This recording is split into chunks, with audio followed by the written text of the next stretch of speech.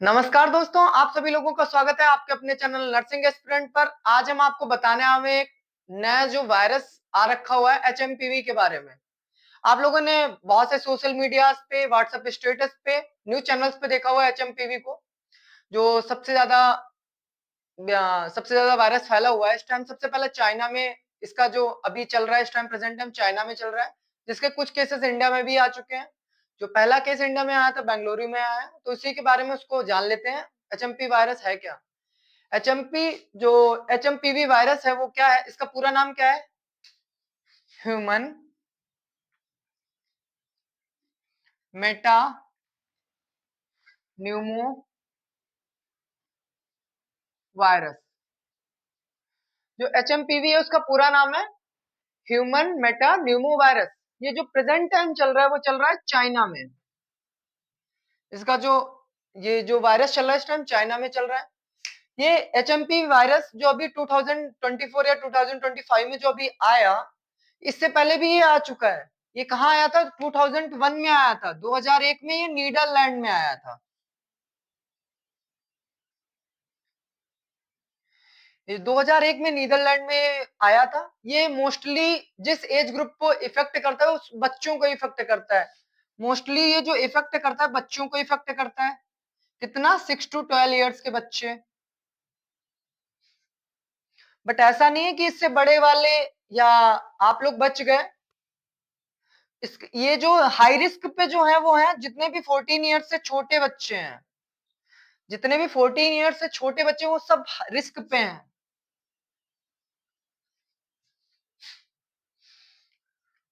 तो जब आया तो इसके लिए किस चीज से इसको हम कंफर्म कर सकते हैं कि ये पता कैसे चलेगा ये एचएमपीवी वायरस है आप लोगों को? तो इसके लिए पीसीआर टेस्ट होता है, polymerase chain reaction. Polymerase chain reaction, इससे पता करते हैं। जैसे कोविड आया था, कोविड 19, उसको हम पता करते हैं आरटीपीसीआर से। तो ये 2001 में आ ही गया था, आया हुआ था। तो इसका अभी जो उस टाइम पे क्या हुआ था, पीसीआर करवाते तो इससे आइडेंटिफाइड किया जा रहा था। ये फैलता कैसे है? इसका जो ट्रांसमिशन है वो होता है ड्रॉपलेट। जो इसका ट्रांसमिशन वो कैसे होता है? ड्रॉपलेट के थ्रू होता है। ड्रॉपलेट मतलब हम लोग खांसते हैं, छींकते हैं, उसकी वजह से होता है। दूसरा, अगर कोई डायरेक्ट कांटेक्ट में है, इसकी वजह से होता है। जैसे क्या था, सेम वैसा ही है। कैसे ट्रांसमिशन? कोविड कोविड में ट्रांसमिशन कैसे हो सकता था? कोविड में जो ट्रांसमिशन हो रहा था वो क्या हो रहा था? या तो डायरेक्ट कांटेक्ट में कोई आ रहा था या किसी के ड्रॉपलेट इन्फेक्शन की। जैसे हम लोग खांसते छींकते थे, मास्क लगा रहे थे ना, इस वजह से मास्क लगा रहे थे। ट्रांसमिशन तो ड्रॉपलेट और डायरेक्ट कांटेक्ट की वजह से हो रहा है। जो इसके साइन सिम्टम्स हैं जो आजकल निकल के आ रहे हैं, सेम फ्लू के जैसे सिम्टम्स हैं।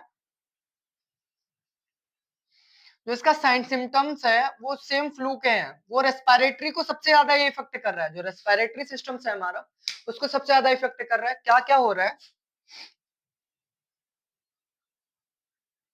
रनी नोज हो रही है,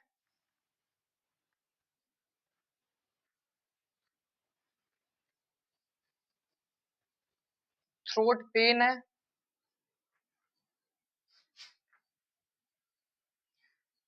थ्रोट स्वेलिंग है, फीवर है, बॉडी एक है, पूरा शरीर दर्द हो रहा है। ठीक है। सेम जो हमारे आ, उसमें थे, जो हमारे मतलब कफ वगैरह के इशू होते हैं ना, फ्लू वाले सिम्टम्स होते हैं, वो सारे सिम्टम्स इसमें आ रहे हैं। अब हमें इसके लिए करना क्या पड़ेगा? इसका मैनेजमेंट हम कैसे कर सकते हैं? जो इसका मैनेजमेंट है, मैनेजमेंट हम दो तीन चीजों से कर सकते हैं। मैनेजमेंट में पहली बात तो इसका कोई ट्रीटमेंट तो है नहीं, तो इसको डायरेक्ट बोल सकते हैं prevention is better than cure. Prevention is better than cure.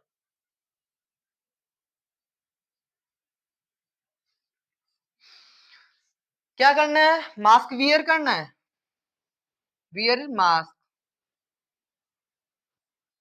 Mask wear कर लिया। हम लोग क्या कर रहे थे उसमें? सोशल डिस्टेंस कर रहे थे, इसमें भी सोशल डिस्टेंस का पालन करना है।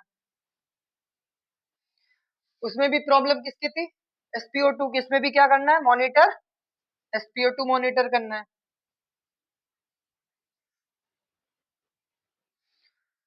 और क्या दे कर सकते हैं इसमें? सिम्टोमेटिक ट्रीटमेंट दे सकते हैं, सिम्टोमेटिक ट्रीटमेंट होगा।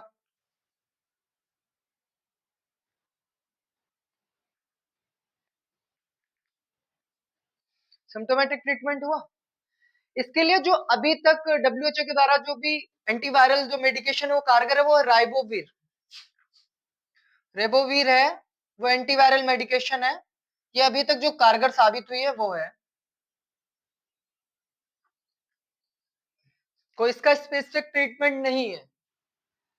आपको मैंने क्या क्या बताया इसमें? ये सबसे पहले केस आया था 2001 में नीदरलैंड में। अभी प्रेजेंट टाइम अपने इंडिया में मिनिमम 10 केसेस हैं, मिनिमम 10 केसेस आ गए हैं। सबसे पहला बेंगलुरु में 8 साल की बच्ची को हुआ, उसके बाद अभी नागपुर में भी है, महाराष्ट्र में भी एक केस आ चुका है, तमिलनाडु में भी है। हर जगह केसेस निकल रहे हैं। तो आपको भी क्या करना है? सोशल डिस्टेंसिंग और वियर मास्क करना हुआ है, मास्क आपको पहनना पड़ेगा। ठीक है, तो इसको मैनेज, इसका कोई स्पेसिफिक ट्रीटमेंट नहीं है। आई होप आप लोगों को ये वीडियो समझ में आया होगा। HMPV के बारे में आप लोगों ने बहुत कुछ जाना होगा। वीडियो कैसा लगा कमेंट करिएगा, अपने दोस्तों के साथ ज्यादा से ज्यादा शेयर करिएगा, जिससे ज्यादा से ज्यादा लोगों को पता चल पाए। धन्यवाद।